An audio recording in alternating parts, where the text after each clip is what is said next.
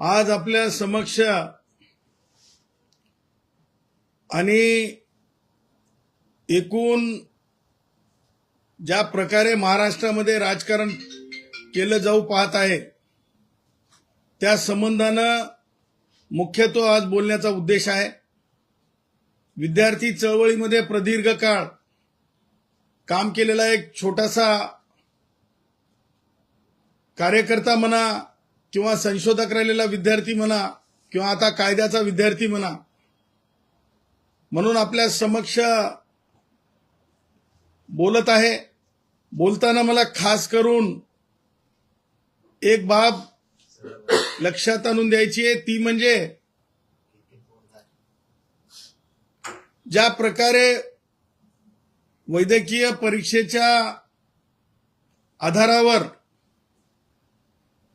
आणि त्या विद्यार्थ्यांच्या भावनांच्या आधारावर इमोशनल ब्लॅकमेलिंग करून जे राजकीय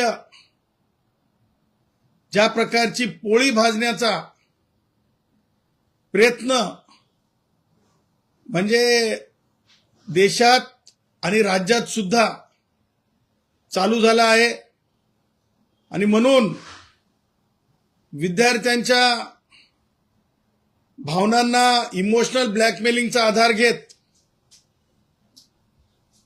जे आंदोलन दिल्लीमध्ये चालू आहे त्या आंदोलनाला, लोकशाहीमध्ये प्रत्येकाला आंदोलन करण्याचा अधिकार आहे, इथपर्यंत ठीक आहे।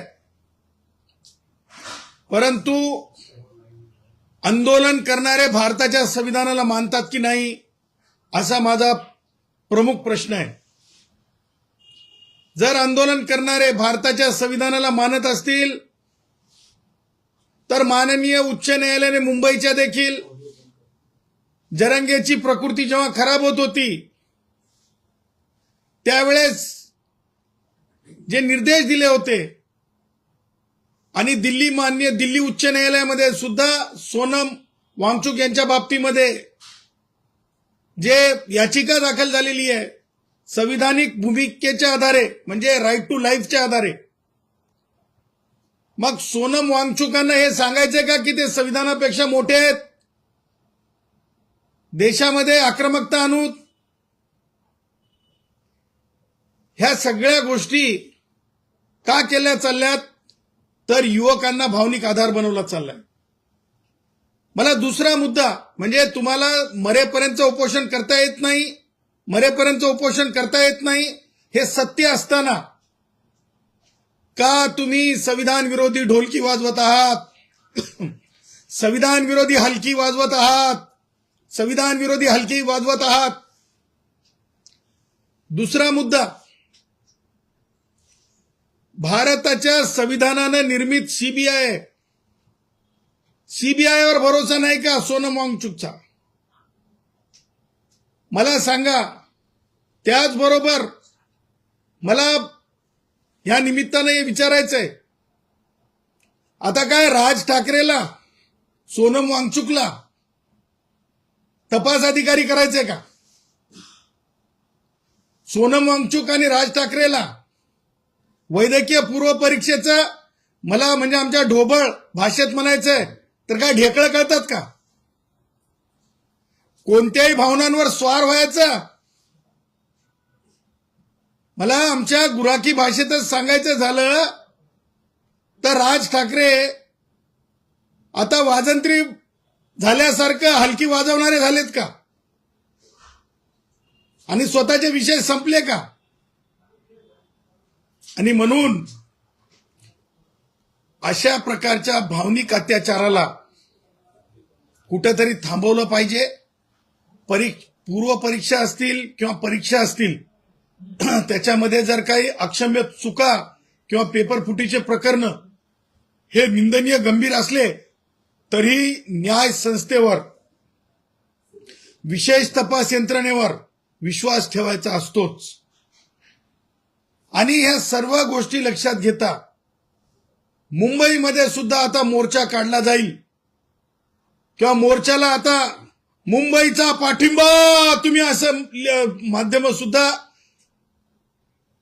हे जे डबल ढोलकीवाले आहेत त्यांच्यातून तुम्ही बातम्या दाखवतात. मुंबईचा कशासाठी पाठिंबा आहे? आता त्यातल्या त्यात राज ठाकरे पुरतं बोलायचं झालं तर राज ठाकरेला आता पुळका सोनम वांगचुकचा. मला असं वाटतं सोनम वांगचुकच्या बाजूला सोनम वांगचुकला सांगाव की आता संविधानिक दृष्ट्या राईट टू लाईफच्या दृष्ट्या तुला बसता येत नाही, त्यांना बाजूला काढा आणि राज ठाकरेंना जाऊन उपोषण करून दाखवा. बिना माल वडता माल वडायचा नाही. आणि म्हणून मला हे समजत नाही, उचलली जीभ लावली टाळाला. कोणाच्या भावनेनं पायदळी तुडवायचं? अरे ते विद्यार्थी आहेत, त्या विद्यार्थ्यांना दुसरी परीक्षा झालेली आहे, त्या परीक्षेचे निकाल अवेटेड आहेत, आरोपी अटक आहेत. असं आहे का काय पुरावा की माननीय शिक्षण मंत्री पद हे मान्यच असतात? माननीय शिक्षण मंत्री त्यांच्या बाबतीमध्ये काही हे आहे, लिंक आहे, असं काय आलंय का? राज ठाकरे टीईटीच्या बाबतीमध्ये बोलायचं ना, जरा जास्त प्रगल्भ वाटले असते. कारण राज्यात तर नाही, तुम्ही वार्डात थोड्या बहुत राहिल्यात, काही जे चांगलं काम करणारे छोटे मोठे नगरसेवक तिथपर्यंत राहिलात, त्याच्यावर तुमचं बोलणं येत नाही. परंतु तुम्हाला ज्या गोष्टी माध्यमांना आकर्षित करता येतात त्याच्यावर तुम्ही माध्यमाचे प्रतिनिधी येणार नसेल तर आता ट्विट करून सोडायले तुम्ही. ह्या सगळ्या गोष्टी डबल ढोलकी हे थांबल्या पाहिजेत. आणि त्या पुढे जाऊन राज ठाकरेच्या पार्टीत राज ठाकरेला कोणी विचारणार आहे की नाही हे असा प्रश्न आहे. म्हणजे विचारणारा म्हणजे संमती म्हणजे पाठीराख किंवा राज ठाकरेंच्या बाबतीमध्ये समर्थक आहे की नाही कोणी.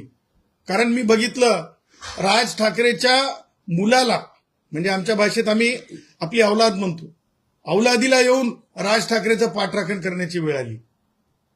म्हणजे सांगायचं तात्पर्य की आपली पार्टी आपण कौटुंबिक पार्टीपर्यंत गेल्याच्या नंतर सुद्धा प्रत्येकानं राजकीय पक्ष सार्वजनिक असतात. आपण तशा प्रकारचं खुलून वागलं पाहिजे, राहिलं पाहिजे, परंतु तसं होताना दिसत नाही. आणि म्हणून ज्या प्रकारे विद्यार्थ्यांच्या बरोबर राजकारण आहे ते राजकारण थांबलं पाहिजे. आणि कुणीतरी या बाबीला आपण दुजोरा दिला पाहिजे. राज ठाकरेचा पोरगा तुम्ही पत्रकारांनी दाखवलं, त्यांनी माझ्याकडे ते स्क्रीनशॉट सुद्धा आहे. म्हणे सोनम वांगचुकला पाठिंबा आहे, पण म्हणे तो कोण पोरगा, तो काय पार्टी नवीन काढली त्या मुलानं, त्याला मात्र नाही. म्हणजे काय हे सुद्धा महाराष्ट्र अभ्यास करत असतंय. समाजशास्त्राचे विद्यार्थी अभ्यास करत असतात, राज्यशास्त्राचे विद्यार्थी अभ्यास करत असतात. आणि त्याच्यामुळं आमच्याकडे म्हणतात की शेंबूड असं पुसता येणार आणि राजकारण करायला निघालास का रे भाऊ, असं म्हणतात. शेंबूड पुसता येणार आणि राजकारण करायला निघालास का रे भाऊ. त्याच्यामुळे माननीय मुख्यमंत्री महोदयांवर आपण त्या म्हणजे उंचीपर्यंत जाऊन टीका कराव्यात, किंवा एखादा विषय तेवढा प्रगल्भ असावा, तेवढे आपल्याला त्याचं ज्ञानार्जन असावं. ज्ञानार्जन करणं काही चुकीचं नाही, परंतु चळवळीतून यावं लागतंय, चळवळीची माहिती असावी लागते, तेव्हाच होते.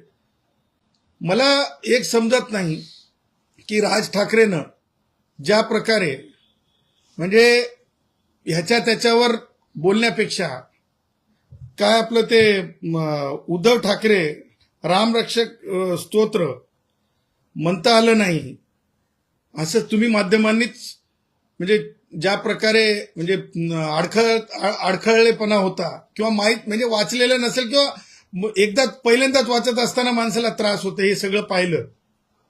आता उद्धव ठाकरे नागपूरला जाणार आहेत, त्यावेळेस राज ठाकरेंनी हे स्वतःच्या भावाला आधी विचारून घ्यावं की भाई तू गृहपाठ केला की नाही, भाई तू गृहपाठ केला की नाही, भाई तू गृहपाठ केला की नाही नागपूरला जाण्याच्या अगोदर. आणि म्हणून हे सगळं बोलणं आवश्यक आहे. बोलल्याशिवाय यांच्या कांटाळ्या उघडत नसतात.